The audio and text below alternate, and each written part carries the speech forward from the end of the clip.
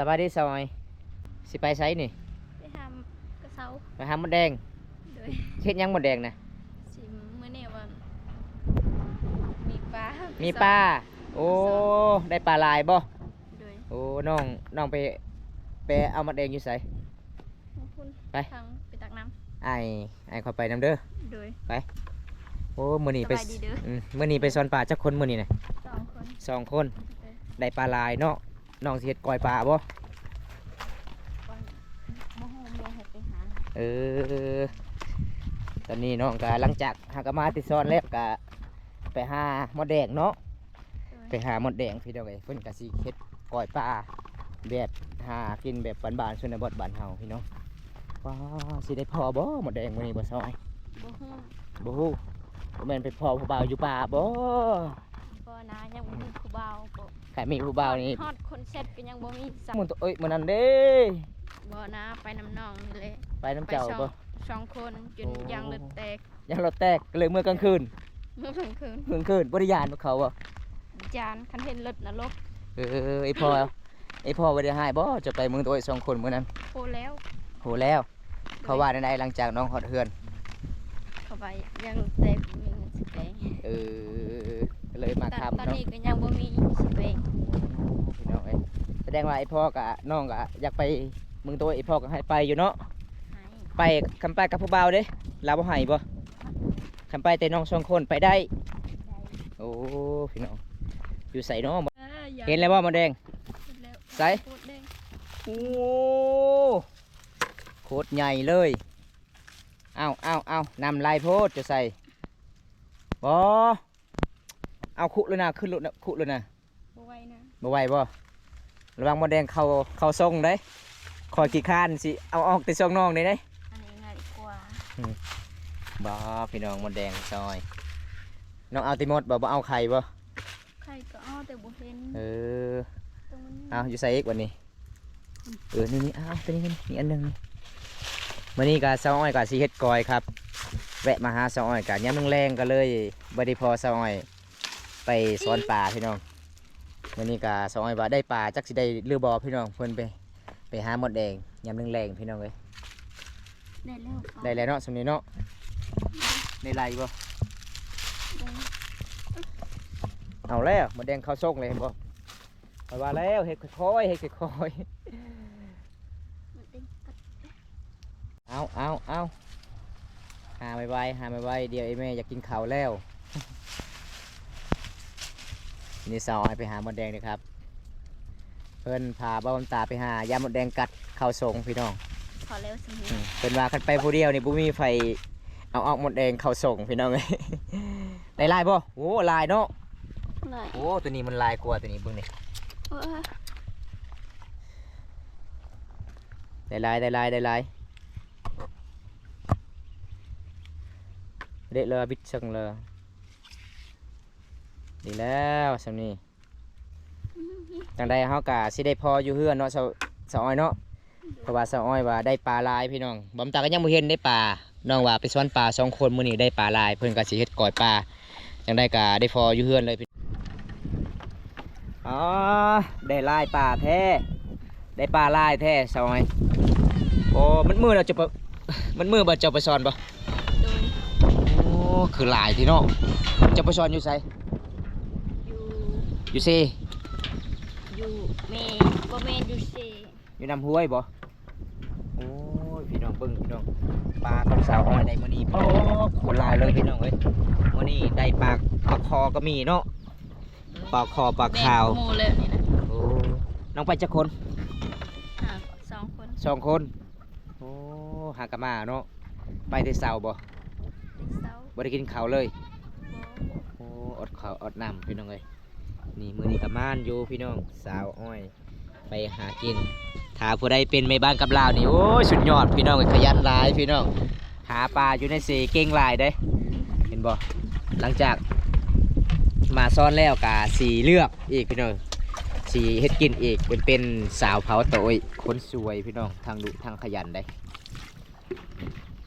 กุ้งกระหลายบ่น้องบ่ลายบ่ฮู้บ่โอ้ยพี่น้องอันนี้แม่นผู้ใดใดนี่หมู่เหรอหรือว่าเจ้า เอออ้าวปลาคอคือบ่มีหางไปใส่มัดหางมันนะคือมีแต่หัวน้องมักกินหัวปะ นี่ เออน้องมักกินหัวปลาคอด้วยครับ มีใหญ่ตัวน้อย เออตัวนี้กับตัวน้อยตัวใหญ่กับตัวน้อยเจ้าสิเลือกอันใด เอาตัวใหญ่ เอาตัวใหญ่เออเอาตัวใหญ่มักใหญ่เนาะมักปลาใหญ่ โอ้ยปลา ปลาคอใหญ่สาวอ้อยมักปลาคอใหญ่ด้วยครับ อันนี้ปลาย่างภาษาบาเจ้าเอิ้นปลาย่างนี่ เชือกลูก เสียกลุง เชือกลูก นี่ยังเสียกลุง ว่าเป็นเชือกลูกสิบเปรี้ยวหมดน้ำแกง เสียบลุงเสียกลัว สิบเปรี้ยวน่าเชือกลูก เสียกโล ลูก เสียเย็น เชือกลูก อาเย็ดน่ะ ลูกได้ นี่ภาษามันยังอันนี้นะ กัน มันกันเออกันคือปลาดุกเนาะ โดย พี่น้องปลาดุก หอย มีปลาคอมีหอยแดงพี่น้องเอ้ยแสดงว่าเจ้ามามื้อนี้กับมานอยู่เนาะจะไปหากินเนาะแต่ละมื้อข่อยไปยิ้มยามเจ้าบ่ได้จักโตจะไปมื้อนี้ขึ้นมานแท้เนาะ โมพาไป มันเป็นบางวันประมาณบ่ เนียน โอ้เซาจอยไปไสมื้อนี้เซาจอยคือบ่เห็นหน้าก ระเปอร์ มีหยังเพกกระเปอ เปอร์เปอร์ ไปซอยเวียก เสื้อเห็ดเปียก ซอยเฮ็ดเวียกอยู่เฮือนไผ ยืนเอ สาวแอเอาผัวแล้ว ไว้มืออื่นเขา มื้ออื่นก็งานดองลาว อืม โอ้คาดองเท่าไดสาวแอ ประมาณ30 แม่นบ่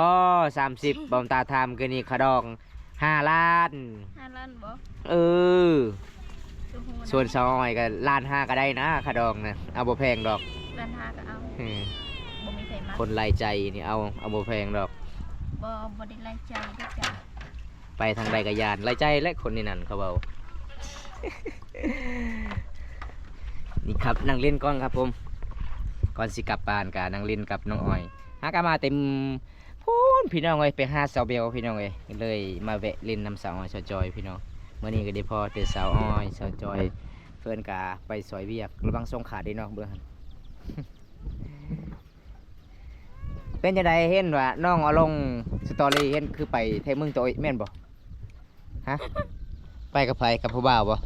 กับเอื้อย กับเอื้อยโอ้ได้เงินมาที่ไสไปเมืองตัวเอ้ย 10เคใส่น้ำมัน แค่ใส่น้ำมัน จะ ไปเที่ยวโด้นบ่ไปเที่ยวมื้อนั้น 1 ชั่วโมงม่วนหลายบ่ ม่วนคันมีเงิน บ่ได้กินหยังเลยไปเมืองตัวเอ้ยมื้อนั้น บ่ มีแต่ไปเที่ยวซื่อ ไปเบิ่ง ๆไปเบิ่งอยู่ครัวศิลาน้องซื่อๆแล้วกลับบัดนี้ กับ แม่นบ่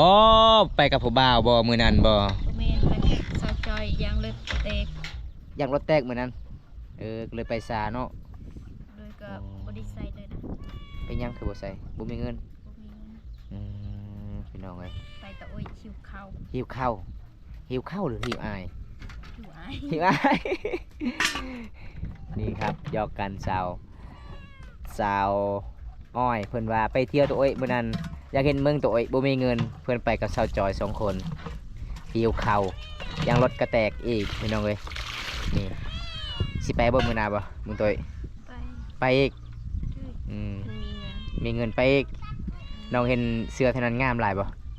าม งามมีแต่ในเบิ่งซื่อๆเนาะบ่มีเงินเนาะ เพิ่งเลยก็เมื่อย บ่าวตาบ่เคยไปได้เมืองตัวเอ้ยเด้จักไปทางใดเมืองตัวเอ้ย มันนาเราสิพาไป ฮะ มันนาสิพาไป เจ้าสิพาข่อยไปมื้อหน้า แต่เขาบ่มีเงิน ไปนอนเลยบ่ ไปเมื่อ ไปเมื่อไปกลับบ่แม่นไปเมื่อโอ้ยบันไก่บ่าวตาบ่กล้ากลับดอกย่านติดรถหัว ไก่ก็เมื่อแมวกิน อีมันยังอีกแมว กิน แมวลักกิน แมวก็หิวข้าวหิวน้ำหั่นละให้แม่กินโลด2 โตว 1 โตว ปรุงบ่หลาย มันยังภาษาบ้านเจ้าเอิ้นนี่มันยังนี่นะ เอาชู อาโชมอาโชมคือกุ้งบ่ กินอยู่กิน เจ้ากินโลด กินแล้ว ก็เห็นเจ้ากินดิบตลอดแต่ละเทื่ออันนี้ปลายังเจ้าเอิ้นนี่ เสียบอส เชียบอนเนี่ยเชียบอนปลาซิว เสียบอส บ่แม่นเชียบอนปลาซิว ไปเสียบอส ตัวนี้เด้ โกล โกล ปลากระเดิด ปลากระเดิดแม่นปลากระเดิดตัวนั้น ตัวนี้ละปลาซิวภาษาเจ้า มีใส่ เชียบอน เสียบอส โอ้บัดห้อยเด้ตัวนี้ห้อย โกร โกล นักโกร โอ้ ลูก โกลลู นักโกรม โกลหยังโกลอ้อย ปล่อยปัง โกลปังเออ บ่เป็นปล่อยปังไข่แดง ตัวนี้เด้ปลาหยังนี่นะ น้อง ปลาหยังฮะ สิเปรี้ยวเนาะ เสียบเลี้ยวปลาคอมันเสียบเลี้ยวปลาขาวเด้ ปลาเขาก็เสียบลาย เสียบลายโอ้ปลาขาวเสียบลายแล้วเจ้าเขาบ่เอาแล้วเจ้าเขาบ่ฮู้ภาษาเจ้าภาษาโตยพังบ่ฮู้เลยจักภาษาหยังแน่เจ้าเว้าบัดปลาคอก็เสียบเลี้ยวพี่น้องเอ้ยโอ้ยพี่น้องปลาซิวก็เสียบอดแม่นบ่ มี ปลาซิวเสียบอดนี่พี่ ข้าว น้อง แม่เปิ้นบ่วง ผู้บอกไว้มือซนดิบกูระเบิดโอ้ยจะเห็ดกินเป็นไรนี่น้อง แม่กิน เจ้าเด้ ไปสิไปเฮ็ดเปิ้น เออเจ้าเห็ดบ่เป็นบ่ ก็เป็นอยู่ จะไปซอยเวียกเขาเนาะมีแต่เจ้าเลือกเอาขยะออกเนาะนี่ครับโอ้มีปลาลายเด้ครับมื้อนี้สาวอ้อยไปหากินมีปลาซิวปลาข้อปลาขาวพี่น้องมีหอยไปฟอบมีปลากระเดิดหลายอยู่พี่น้องเอ้ยโอ้ยคนก็งาม ใจก็สวยหากินก็มานพี่น้องเอ้ยถ้าอยากเป็นแม่บ้านกับเพื่อนนี่โอ้ยแสดงว่าลูกไม่ได้ขาดอาหารแต่ละมือพี่น้องได้กินตลอดเลยอาหารแบบบานๆหาปลาธรรมศาสตร์น้องเคยปลาแต่หา น้องเคยแต่ไปหาปลาธรรมศาสตร์บ่ เคย บ่เคยบ่เคยไปหาบ่ปลาอ้าย บ่เคย บ่เคยอ้าวบ่ได้จับปลาคอนี่ซะ บ่ติไปหา ไปหา บ่ได้ซื้อ น้องจับทางไหนปลาคอนี่ตอนน้องสิจับนี่ตอนน้องได้น้องสิจับทางหัวหรือจับทางหาง ทางหัว ทางหัวก่อนเออแสดงว่าน้องเคยจับปลาคอแล้วเนาะ บ่ ขนาดจับปลาคอเนาะ ปลาคอนี่นะ จับ เคย จับหัวเลยบ่เออคิดว่าบอมตาว่าเห็นปลาคอแล้วจับแต่หางเอาขึ้นหัวบ่แม่น บ่มี น้องเห็นปลาคอต้องจับแต่หัวเลยเออแต่หัวลง มัน ลงหางเนาะ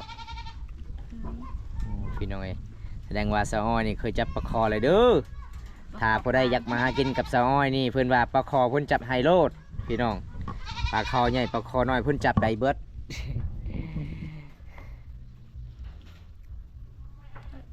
เบิดเลยบ่มันแล้ว ฉันจะหาคุณก่อน หากุ้งอีกสิกินดิบวันนี้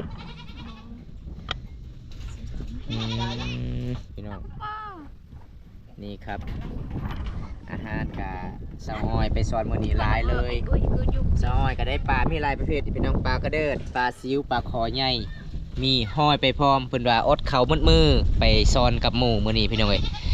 มื้อนี้ก็ใกล้สิฮอดแรงสาวอ้อยก็สิกลับอีกพี่น้องเพิ่นว่าค่อยสิเมื่อยแล้วให้อีเมเฮ็ดกินเพิ่นว่าพี่น้องเอ้ยนี่เพิ่นก็สิเลือกขยะพี่น้องบอมตามมาบ่ทันเนาะตอนน้องไปสอนเนาะมาตอนแรงโพดมื้อหน้าสิพาอ้ายไปสอนเด้อสอนได้บ่สิสอนปลาหรือว่าสิสอนอ้าย คนป้า สอนป่าบ่แสดงว่าป่าเดือนหน้านี่คือสีแหงหมดนำเจ้าได้หลายปันนี่ เมน นี่ครับสาวอ้อยคนสวยสาวเผาเต่าโอ้ย ตะโกยอีกละหน่อย โอ้ยบ่มีโอบ่โอ้ยพี่น้องเพิ่นเอาหม้อโลดเห็นบ่มาเฮือนสาวแบลมื้อนี้บ่มีคุเพิ่นทางนั้นบ่มีคุ เวลาไปตักนี่ยืมคุพี่น้องมัดมาทางนี้บ่มีโอพี่น้องเอ้ยเอาสิหยังอีกบัดนี้สิล้างให้สะอาดใส่ว่าสิจับทางหัวปลาคอคือจับทางหาง เป็นทางหัวเด่นดิ จับทางหัวเนาะถนัดแทนจะจัดเนาะ เบิ่งเบิ่ง เป็นไข่เลยวะ เป็นแค่แล้ว น้องมากินไข่เนาะ มาอันนี้ก็ยังบ่ตายเด้ ส่วนข่อยมากินใส อันนี้ยังบ่ตาย เท่าไรยังบ่ตายปล่อยโลดตัวนี้มันยังบ่ตายไปปล่อยโลด ก็อยู่ใส่ อันนี้ปลายังนี่นะ ขาว ปลาขาวกับปลาซาลาวนะเอิญนะ เสียบลาย เสียบลายคือปลาขาวเนาะ อืม โอ้พี่น้องเอ้ยวันนี้สาวอ้อยได้ปลาด้วยครับเยอะมากครับผมได้ปลาหลายๆเลยพี่น้องเอ้ย ไปสอนพวกนี้เมื่อย สอนเมื่อยปะ อืม เมื่อยไปสอนปลากับเมื่อยไปสอนอายตัวใดเมื่อยกว่า เ อยไปสันป่า สอนอายเด้บ่ได้เมื่อย บ่เคย บ่เคย เลย ไม่คิดเนาะ เจ็ดดับเจ็ดดับเดียว ว้ามื้อนี้คือมารแทน้องอ้อยเอ้ยคันค่อยนี่ได้ชำนี้ค่อยบ่เมื่อเด้ฮอดค่ำพุ่นค่อยเมื่อม่วนเด้สอนถึกหลายเด้ปลาเด้เฮาได้หลายเด้ เห็นว่าได้ปลาสมี น้องก็เคยกินบ่ดิบปลาดิบนี่บ่ เคยเนาะโอ้เฉพาะเจ้ามักเข้าห้องน้ำตลอดเจ้ากินปลาดิบตลอดนั่นแหละ เวลาน้องสิเฮ็ดกินก้อยปลานี่น้องใส่หยังแน่ กระเซาก ระเซาแม่นหยังกระเซาฮะ วิ่งกรอก กรองมดแดงบ่ โดย กระเซาคือมดแดงเด้อพี่น้องเข้าใจนํกันเด้อเวลาสิเฮ็ดก้อยปลานี่ซอยว่าเอามดแดง หอม คั้นผักหอมมีหยังแน่บัดนี้ โบ ผักบัวก็คือผักโบว่าบันเจริญ โดย โอ้บ่ได้ใส่ขิงแม่บ่ได้ใส่บ่ขิงบ่ อินทรับอีหยังคิง บ่ฮู้ขิงโอ้ย เรียงวะ คันบ่ฮู้ขิงจะไปเฮียนโลดเปลี่ยนใหม่โลด มันเรียงวะ อาทราย อาชาย อาทรายคือขิง บ่มีคิง บ่มีขิงใส่แต่มักเผ็ดเกลือพริกนัวกินเลย เอาแน่บ่ได้มีเป็นเรียงแน่ มีหยังมันเตรียงมีหยังฮะบ่เข้าใจเด้มันเตรียงมีหยังมันเตรียง บ่กินตาเฉอะเลย แล้วค่อยบ่ฮู้ภาษาเจ้ามันหยังมันตาเสอะนั่น เขาเดี๋ยวเขาตำเข้าหั่นนะ ตามข้าวเขาเฮ็ด บุย เขาเฮ็ดหยังอีกบัดนี้ ๆเขาก็สิใส่ ใส่ตามแควแล้วก็ใส่ปลาตัวนี้บ่แม่นข้าวคั่วบ่แม่นข้าวคั่ว เมนเขาควรเลย โอ้ยพี่น้องเอ้ยภาษาลาวก็บ่ฮู้เป็นคนลาวอ้อยตอนนี้อ้ายสิกลับก่อนเด้อ โดย เพราะว่ามื้อนี้อ้ายก็แวะเล่นหาน้องก็แรงแล้วอ้ายมาแต่พุ่นล่ะมาแต่โตยมาเที่ยวชนบทมื้อนี้ก็ได้เห็นน้องอยู่เฮือนก็เลยแวะเล่นนำน้องมื้อนี้ก็มาเนาะหากินหาอยู่หากินเนาะได้ปลาลายเยอะเลยพี่น้องเอ้ยตอนนี้อ้ายสิกลับละเพราะว่าอ้ายก็เมื่อค่ำอ้ายก็ยานนิดนึงช่วงนี้ก็ขาวจับเด็กน้อยลายก็เลยบ่กากเมื่อค่ำพี่น้องจะได้ก็บอมตากะสิปิดไว้ซำนี้ก่อนเด้อน้องเด้อคลิปหน้ามาพบพอกันใหม่ โดย ขอกล่าวคำว่า ก็สบายดี บายบายคลิปนี้ก็ประมาณช่วนี้แหละพี่น้องมื้อนี้กับบอมตาก็มายิ้มยามซอยมันคำแล้วบอมตาก็หากันมาที่เมืองตัวเอกเลยไปลินน้ำซอยมื้อนี้ซอยก็ว่าได้ปลาลายเพิ่นไปสอนพี่น้องอยู่ตามห้วยตามห้องตามธรรมศาสตร์มื้อนี้ก็เพิ่นก็ได้ปลาลายอยู่พี่น้องบอมตาก็สิกับเพิ่นกับสานแหละพี่น้องเอ้ยคลิปนี้ขอจบไว้เท่านี้ก่อนพี่น้องคลิปหน้ามาพบพอกันใหม่พี่น้องเอ้ยลาตรีสวัสดิ์ครับผมบ๊ายบายครับ